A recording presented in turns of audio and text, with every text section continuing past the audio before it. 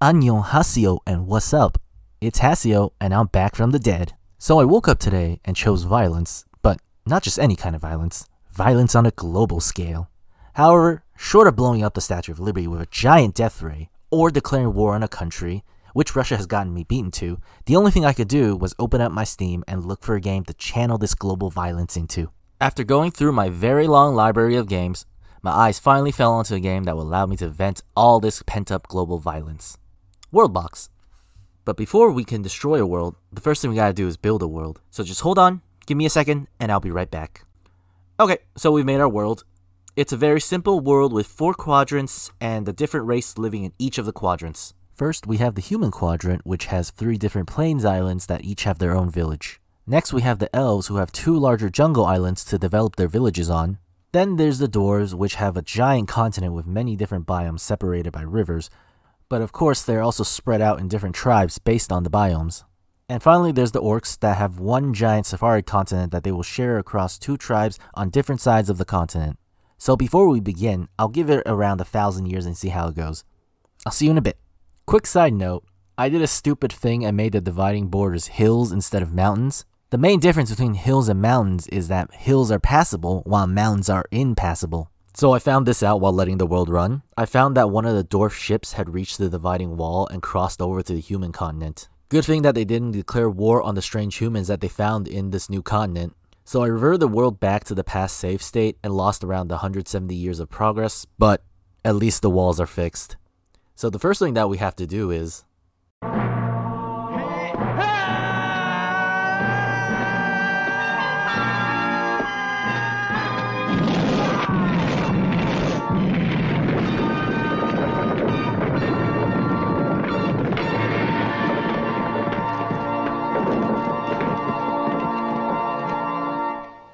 You're all free now! Tear down the walls. You are all free now. Before we unleash absolute terror into this world, let's see how they developed over the past 1,000 years. Well, the humans have done basically nothing. The elves and dwarves have been busy, and the orcs, well, they're still better than the humans. It's pretty clear who has the advantage here, but...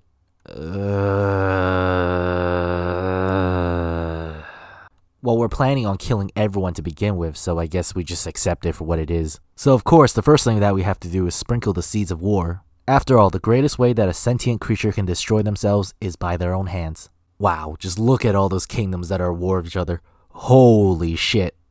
Now, all we have to do is wait for a war to break out between 2 kingdoms. Alright, now that we have 2 armies gathered here, it would be horrible if some kind of natural disaster were to befall them. Take a giant bowling ball, for example. If it were to drop right in the middle of their armies... Well, I think you get the point. Well, this god is a cruel but fair ruler. So take this giant bowling ball right in the middle of your battle, and let's see who wins this war. Ah, shit! I forgot it bounces. Rip that village. Okay, why are the villagers fighting the armies?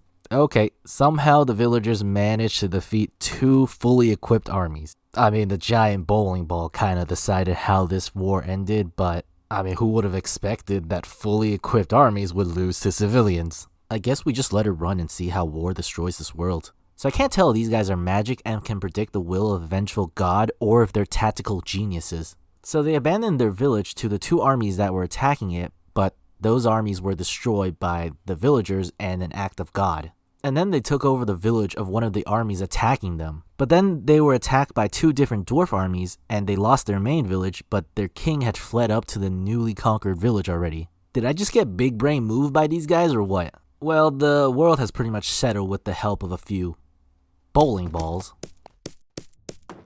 So let's just see how the world is now. So it seems like the dwarves are doing pretty good. Same with the orcs. They even conquered a whole other island. The humans are doing surprisingly well, you know? And then there's the elves with their advanced weaponry. Ugh. I mean, now that they've run out of people to kill each other with, I think it's God's turn. Naturally, the first thing that I throw at them are natural disasters. Let's see how they do with a few tornadoes. Just a few. Maybe still not enough.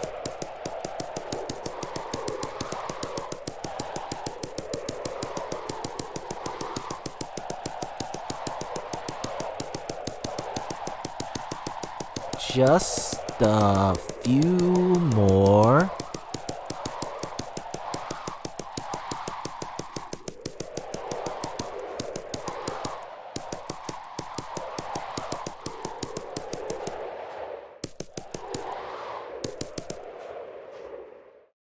I think that's 100 tornadoes already.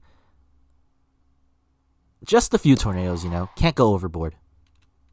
Holy shit, those tornadoes did way more than I thought they would. Also, apparently one of the tornadoes got hit with a lightning bolt, which created 2 baby tornadoes. So I guess I'm a father now. Now that we're done with the mild stuff, let's send down the wrath of the heavens. Fun fact, if you shoot enough thunderbolts in the same spot, you can turn the ground into lava. Gets you an achievement, which is great. It's time for the seasons to change. Now that winter is setting in, I think it's time for Santa to visit for Christmas. Of course, with how big the world is, how can we only have a single Santa?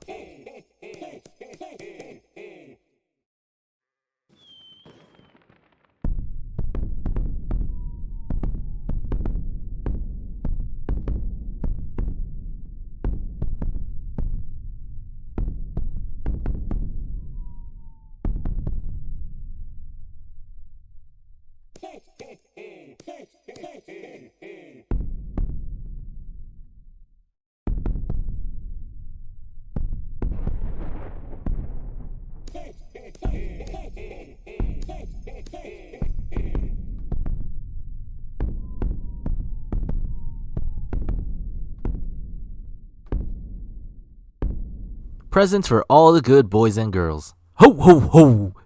And now we just throw in some meteors, because why not? Here come the meteors!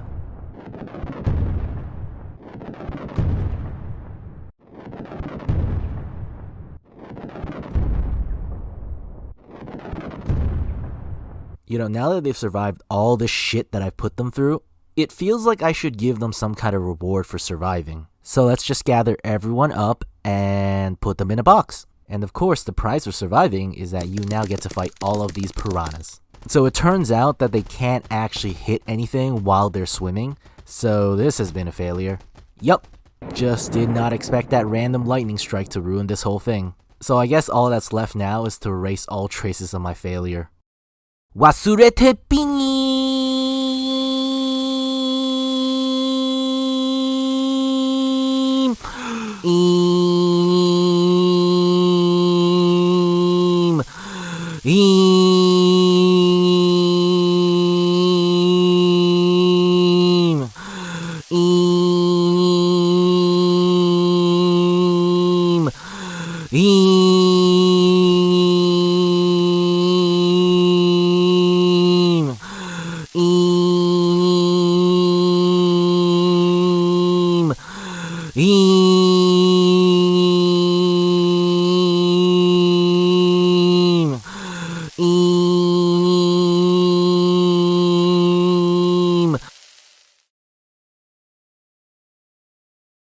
Beam!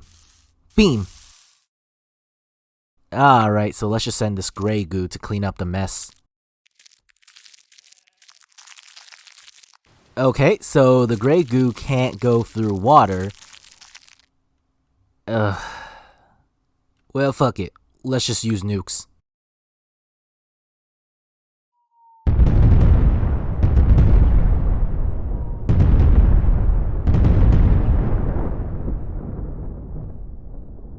So I hope you guys enjoyed that mess of a video. If you did, please hit that like and subscribe button, and I'll see you in the next hot mess that I make.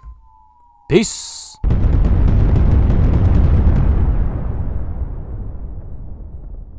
Super secret bonus ending! So apparently there are these things that are living sentient crystal monsters. And there's also these things that are living sentient crystal swords. I don't know how they formed, but somehow they formed.